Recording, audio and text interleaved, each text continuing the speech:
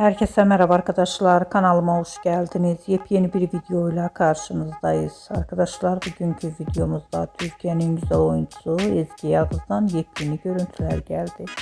Ezgi Yağız'ın ailesiyle birlikte tatilden olan yepyeni görüntülerini sizler için YouTube kanalımda video halinde sunuyorum arkadaşlar. Umarım beğenirsiniz. Videomu beğendiyseniz kanalımı izlemeyi ve bildirim butonuna basmayı unutmayın. Ezgi Yağız'ın oğluyla birlikte olan rengarenk görüntülerini görmek istiyorsanız da kanalımı izlemeyi unutmayın. Şimdilik benden bu kadar olsun. Yeni videomuzda görüşmek üzere. Hoşça kalın, sağlıklı kalın. Umarım videomu sonuna kadar izleyeceksiniz ve beğeneceksiniz. İyi seyirler.